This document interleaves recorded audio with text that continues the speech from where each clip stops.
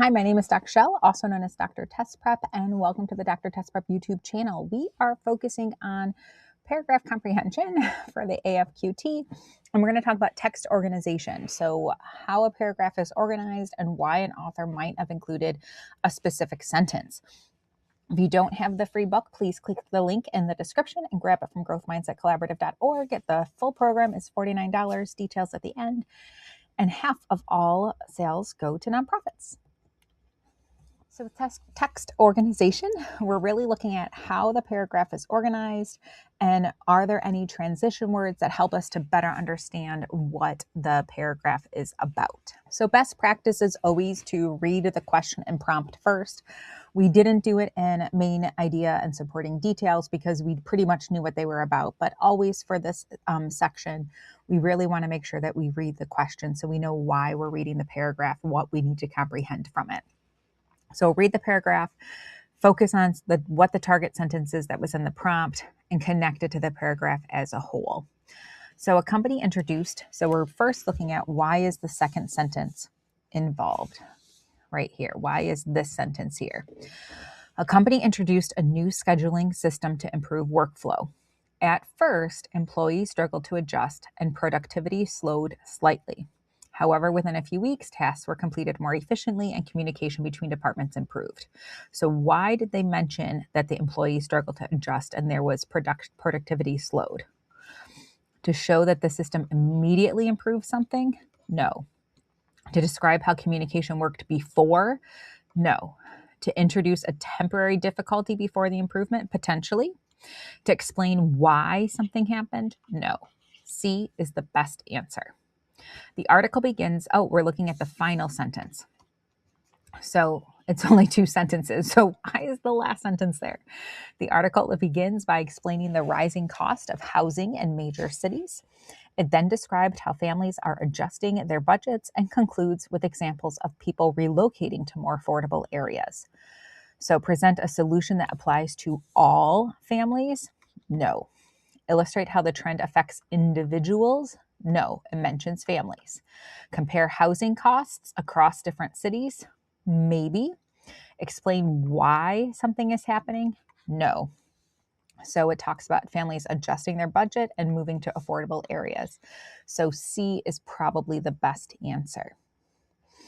Why is the last sentence included? A teacher noticed that students were struggling with multi-step problems. She began breaking lessons into smaller parts and providing guided practice. As a result, students became more confident and made fewer errors. To describe the original problem? No. To introduce the new teaching strategy? That's still the first sentence. To show the results? Yes. That's the best reason why the last sentence was included. Why is the second sentence there? Okay, the second sentence is the last sentence. A passage explains how a new policy was introduced in the workplace. It then describes how employees reacted to the change and ends by discussing how performance improved over time. Shows how the employees responded, potentially. Why it was created? No. Describe the long-term and performance improvements. Maybe it kind of says ends, introduces the different policy. I would say that this is probably the best one because if performance improved, it's still how the employees responded to it. But that's probably not a great question. All right, why is the final sentence there?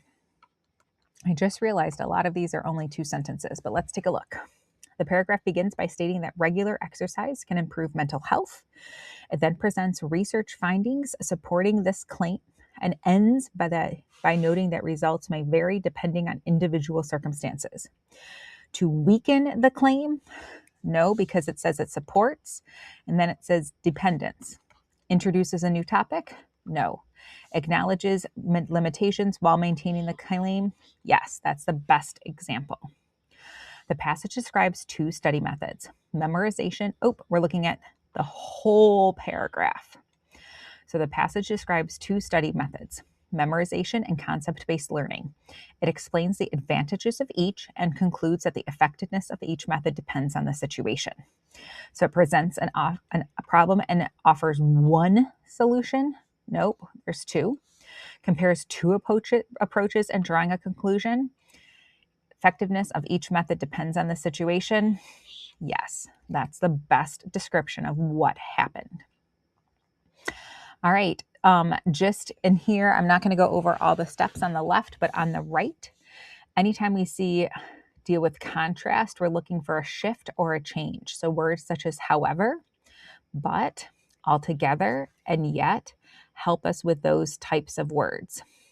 Cause and effect, we'll see something like therefore, as a result, so, or because. Examples might say for example, or for instance. Addition is a continuation of a thought that's already there. So let's keep reading. We want the second sentence. The company introduced a new customer service. At first, employees found it difficult to use. However, transition word, but we don't really need it for this. After additional training, response times improved and customer complaints decreased. So why did they say employees found it difficult to use? Explain why the company changed? No. Describe a temporary difficulty? Potentially. Did the second sentence compare two different methods? No. Does it show that it was ineffective overall? No. It was a temporary thing. Letter B. The city expanded public transportation options to reduce traffic congestion. We're looking at the relationship between the two sentences. So a city expanded public transportation options to reduce traffic congestion. As a result, so this is the ending, more residents began using buses and trains, leading to fewer cars on the road. So the second sentence describes the cause of the expansion. No, the second sentence is as a result. So that's like the effect of what happened. So because there were more public transportation options, there was less people driving. The second introduces a contrasting idea. No. The second sentence explains the result. Yes, it explains the result. So that's why it was put there. The teacher introduced group work into her lessons. We're looking at why the second sentence is there. The for example sentence. The teacher introduced group work into her lessons. For example, students work together to solve complex problems and explain their reasoning. Over time, participation increased and understanding improved. So, to provide a specific example, well, it says, for example, an example, so that could be it, but let's keep going. To compare group work with independent work, that second sentence has nothing to do with independent work. To show the final results, that would be the third sentence. To introduce a challenge, that did not happen. Letter A is the best answer. The athlete trained consistently throughout the season. As a result, her performance improved, and she achieved her best, we're looking at the final sentence, and she achieved her best results in the competition. However, she also needed to take time to recover to avoid an injury. To explain how the athlete trained, no, that would be like if she ran 5 miles a day. To describe the main cause of her success, that would probably be the first sentence. To provide an example of her performance, that could maybe be parts of the second sentence. To introduce a limitation, that's why the final sentence was there. She had to take time to recover. That's a limitation to her workout plan. The company introduced we're looking at the second sentence. The company reduced its use of paper in daily operations.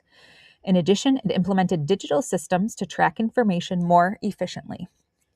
These changes lowered costs and improved organization. So we reduced paper. We did that by using digital systems to track information, and as a result, lower costs. So it contrasts the company's practices. That would be if this said however, but it doesn't. It says in addition, so it's extending that first sentence. It adds another action that supports the overall change. It explains why it was reduced. No. It shows the final result. That's the third sentence. Letter B is the best answer. All right, last question in this section, right? I'm pretty sure it's the last question in this section. Yeah. The study examined how sleep affects memory. Because participants who slept longer performed better on recall tasks, researchers concluded that sleep plays an important role in memory. So this whole thing is our second sentence.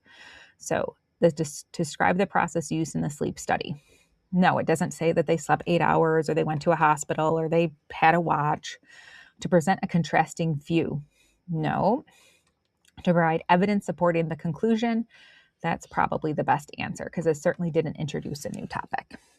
All right, that is the end of this video on text structure. Our next video is going to talk about cause and effect. All right, thank you so much for watching. I hope this video was helpful for you. The full course with another 700 questions and video answers is available at heydrtestprep.com for only $49 to get ready for the AFQT. Half of all proceeds support nonprofit initiatives with at least $10 of your purchase supporting troops and veterans. All right, bye guys. We got this.